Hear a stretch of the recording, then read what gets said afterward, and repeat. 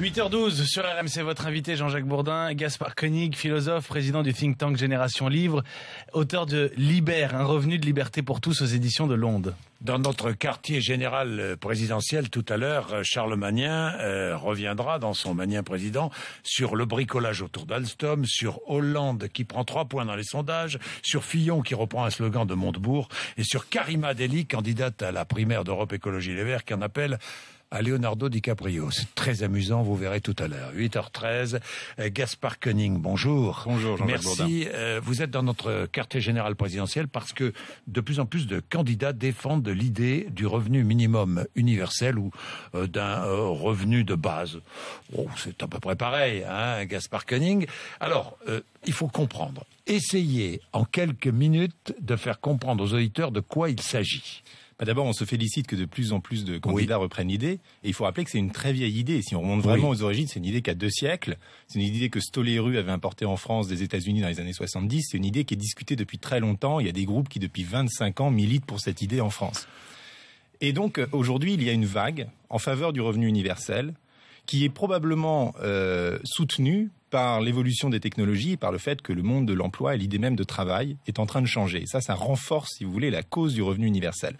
Alors, pour prendre une définition sur laquelle je pense tout le monde sera à peu près d'accord, il s'agit d'un revenu distribué à chaque individu de l'âge de 18 ans à sa mort. C'est-à-dire qu'à l'âge de 18 ans, chaque individu touche un revenu. Touche un revenu tous les mois, le même pour tous. Et ce revenu, il en dispose comme il le souhaite.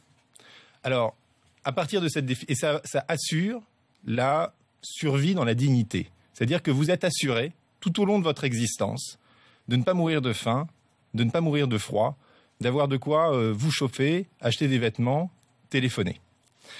Et ça, c'est très important parce qu'aujourd'hui, vous avez 400 milliards de dépenses sociales en France. On ne peut pas dire qu'il n'y a pas de redistribution en France. Certains disent même 15% des dépenses sociales mondiales. Et pourtant, vous avez des gens dans le métro avec un petit écriteau « J'ai faim », qui effectivement ont faim parce qu'eux, ils sont exclus du système redistributif français. Donc vous avez à la fois beaucoup de sommes qui sont distribuées et des gens, des outsiders, qui sont en dehors du système.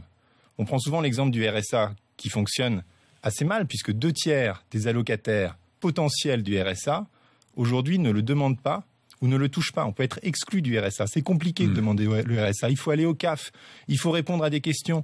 On ne sait pas exactement la somme qu'on va toucher. Certaines personnes trouvent ça extrêmement humiliant. Après, on peut vous demander des indus parce que finalement, on s'aperçoit que vous êtes en famille. Il y a des procès pour indus du RSA. Tout ça est compliqué, tout ça est bureaucratique, tout ça est humiliant et tout ça laisse des gens véritablement sur le bas-côté du système. Et donc, le revenu universel, à notre sens, est le moyen le plus efficace et le moins paternaliste d'éradiquer la grande pauvreté, ce que nous pouvons largement faire dans notre société. Gaspard Koenig, j'ai 18 ans, je vis chez mes parents, je vais toucher mon revenu universel et je reste tranquillement chez mes parents, ne rien faire. Je pense pas, parce qu'il y a déjà eu des expérimentations du revenu de base, à la fois dans des pays développés comme les États-Unis et dans des endroits beaucoup plus compliqués comme au centre de l'Inde, dans des régions, dans des villages où les gens sont peu alphabétisés et à qui on donne également un revenu inconditionnel. Ce qu'on s'aperçoit, c'est que ça n'a pas d'effet des incitations au travail. C'est-à-dire que c'est pas parce que vous allez toucher, disons, 500 € par mois que tout d'un coup vous allez dire c'est formidable, c'est la belle vie. Je reste dans mon lit. Ou si vous pensez ça, honnêtement, c'est même plus la peine de faire de la politique publique parce que c'est tellement une piètre vision de la nature humaine qu'autant aller tous s'exiler dans une grotte et écrire un livre.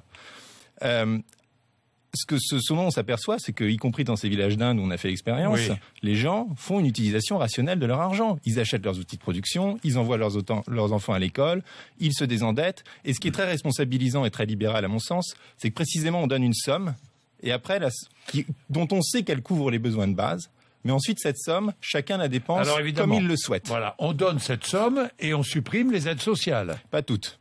Pas toutes. En l'occurrence, on va pas toucher à tout ce qui est contributif, c'est-à-dire tout ce qui est retraite, sécu, chômage. Oui. Ça ne touche pas. On va pas toucher non plus à ce qui est spécifique, c'est-à-dire ce qui demande des conditions.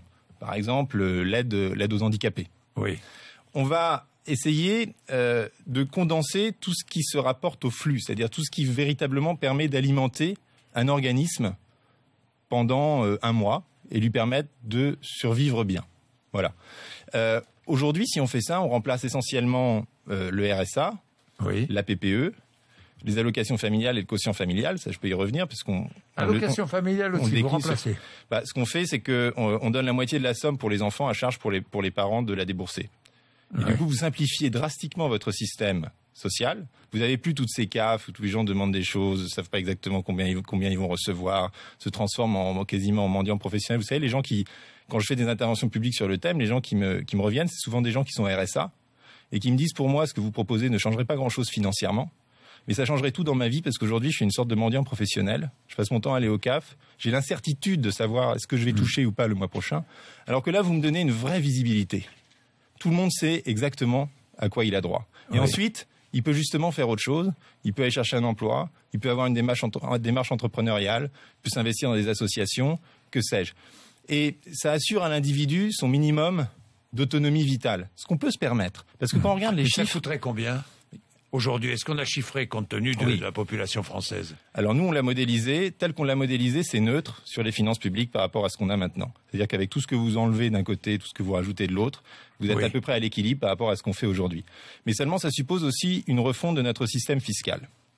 La manière dont on le propose, c'est qu'on dit, c'est 500 €, disons, de revenus de base. Oui. Et d'ailleurs, c'est intéressant de voir que ce chiffre a été mentionné à la fois par Benoît Hamon et par Nathalie Kosciusko-Morizet quand ils sont exprimés les jours derniers, parce que finalement, c'est un chiffre sur lequel toutes les personnes un peu rationnelles tournent. Et c'est pas le Pérou. C'est vraiment la base. Alors, vous ne payez pas d'impôt là-dessus, mais en fait, ces 500 €, si je rentre un peu dans les détails, prennent la forme d'un crédit d'impôt. Oui. Là-dessus, tout le monde paye un impôt sur le revenu, disons de 25% pour simplifier. Et je fais à la fin de chaque mois la différence entre l'impôt que je dois sur mes revenus et ce crédit d'impôt qui m'est dû. Oui. Si je ne touche rien, je touche les 500 à plein. Si je dois 1 million d'impôts, je devrais 1 million moins 500. Oui. Et entre les deux, toutes les situations intermédiaires sont possibles, ce qui fait que dans ce système, le travail paye toujours. Ce qui automatiquement, vous éliminez les effets de trappe à SMIC, trappe à pauvreté. Donc d'un côté, vous pouvez dire à la gauche, on éradique la grande pauvreté. Et vous pouvez dire à la droite, tout le monde paye l'impôt et le travail paye toujours.